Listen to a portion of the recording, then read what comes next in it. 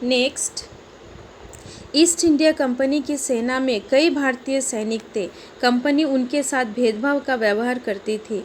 उनके वेतन तथा अन्य भत्ते अंग्रेजी सैनिकों की तुलना में बहुत कम थे। 1806 ईस्वी में वेल्लोर में तो 1824 ईस्वी में बराकपुर के विद्रोह ने उग्र स्वरूप धारण किया था। जैसे ब्रिटिशर्स ने इंडियंस को काम तो देना स्टार्ट किया डिफरेंट तरीके से। उन्होंने अपने सेना में भारतीयों को जो काम दिया, अपॉइंटमेंट किया, लेकिन भारतीय सैनिक जो थे और उनके कंपैरिजन में जो अंग्रेज़ी सैनिक थे उनमें भेदभाव किया जाता था। भारतीय सैनिकों को कम पेमेंट दिया जाता था। जो दूर दराज के इलाके थे वहाँ पे भारतीयों को भेजा जाता था, अंग्रेजी सेना को नहीं, अंग्रेजी लोगों को नहीं भेजा जाता था।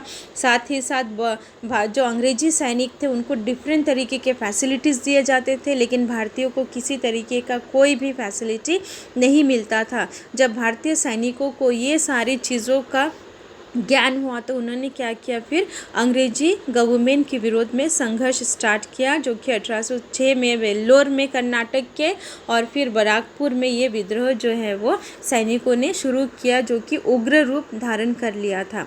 ये सभी संघर्ष और संग्राम उन स्थानों में हुए।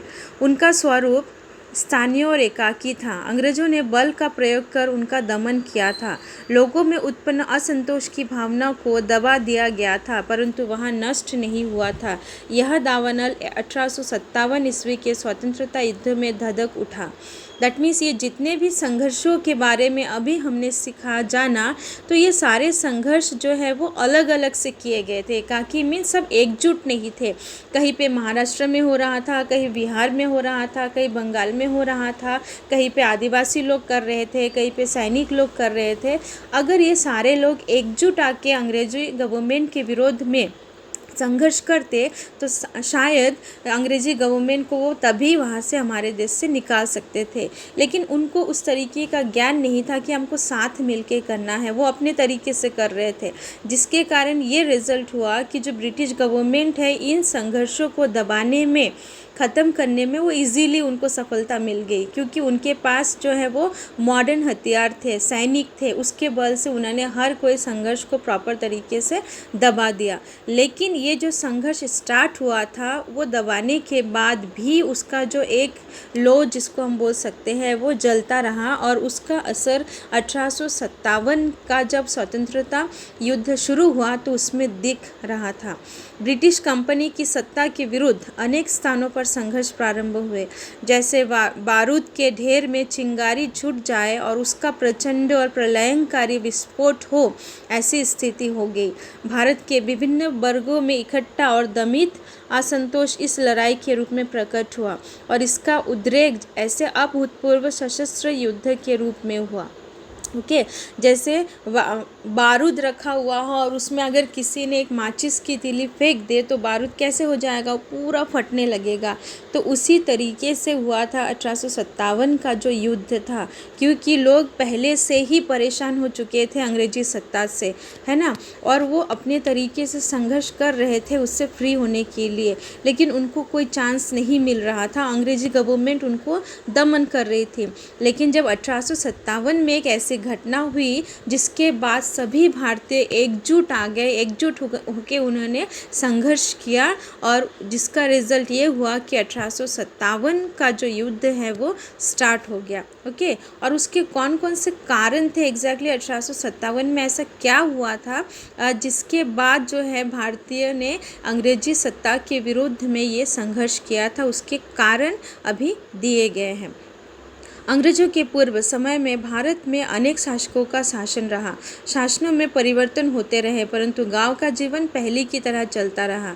लेकिन अंग्रेजों ने प्रचलित व्यवस्था बदलकर नई व्यवस्था निर्माण करने का प्रयास किया। गांव की जीवन प्रणाली में होने वाले परिवर्तन और उनके स्वरूप को देखकर जनता के मन में अस्थिरता और असुरक्षा की भावना उत्पन्न हो गई।